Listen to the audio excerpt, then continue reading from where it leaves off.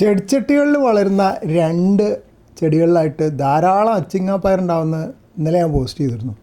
പക്ഷെ ആ video clip എടുത്തപ്പോൾ ഇത്രയും വലിയ പയർ ഞാൻ കണ്ടേയില്ല. കാരണം വേറെ ഒന്നുമില്ല, അവിടെ കുറച്ച് വെള്ളരിയുടെ ഇലകളൊക്കെ ഉണ്ട്, അതിൻ്റെ പിന്നിലായിരുന്നു ഉണ്ടായിരുന്നത്.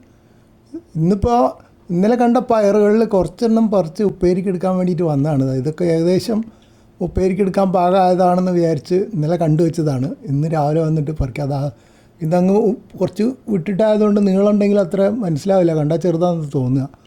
അപ്പോഴാണ് ഇത് കണ്ടത്. അപ്പോൾ ഉത്സാഹമായി വേഗം ടേപ്പ് എടുത്ത് വന്ന് അവിടെ കൊണ്ടുവന്ന് ഒരു തലക്കിൽ അവിടെ ഒരു ചെറിയ വള്ളി കൊണ്ട് കെട്ടി വെച്ചിട്ട് അളവെടുത്തു. ഏകദേശം 60 സെൻറ്റിമീറ്റർ ഉണ്ട്. അപ്പോൾ വലിയ മോശമല്ല. മൂപ്പ് ഓവറായതുകൊണ്ട് ഇതിനിപ്പോൾ എന്തായാലും ഉപ്പേരിക്കെടുക്കാൻ പറ്റില്ല. വേണമെങ്കിൽ പൊളിച്ചിട്ട് വിത്ത് മാത്രമായിട്ട് പയറുമണിയായിട്ട് കറക്കിയെടുക്കാം. പക്ഷെ അത് വലിയ രസം ഉണ്ടാവില്ല.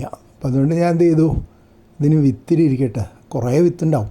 പക്ഷെ ഇത്ര അധികം വിത്ത് നടാനിപ്പോൾ ഇവിടെ സ്ഥലമില്ല. ഒരുവിധം എല്ലാ ചെടിച്ചട്ടികളിലും കഴിഞ്ഞ സീസണിലെ വിത്തുകൾ നട്ട് ഒരടിയൊക്കെ വലുപ്പമുള്ള കുറേ പയർ ചെടികളുണ്ട്.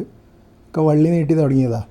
എന്തായാലും വിത്ത് ആദ്യം കുറച്ച് ദിവസം കൂടെ കഴിഞ്ഞിട്ട് പറിച്ചെടുക്കുകയുള്ളൂ. കാരണം ഇത് നല്ലോണം ഒന്ന് ഉണങ്ങിക്കോട്ടെ, എന്നിട്ട് വിത്തെടുത്തിട്ട് പറ്റിയ സ്ഥലങ്ങളുള്ള ഇതൊക്കെ നോക്കി നടാമല്ലേ, കുറച്ച് സൂക്ഷിച്ച് വയ്ക്കാം. പക്ഷെ ഞാൻ തന്നെ സൂക്ഷിച്ച് വെച്ചാൽ മിക്കവാറും പൂപ്പിൽ പിടിച്ച് പോകും. കടയിൽ നിന്ന് വാങ്ങുന്ന വിത്തിൻ്റെ മുകളിലൊക്കെ ഒരു കോട്ടിങ് ഉണ്ടാവും, എന്തോ പ്രിസർവേറ്റീവ് കോട്ടിങ് ഉണ്ട്, ഒരു പിങ്ക് നിറം ഉണ്ടാവും. നമ്മൾ സൂക്ഷിച്ച് വെച്ചാൽ മിക്കവാറും കുറച്ച് ദിവസം കഴിഞ്ഞ് നോക്കിയാൽ നിറയെ പൂപ്പിൽ പിടിച്ചിട്ടുണ്ടാവും.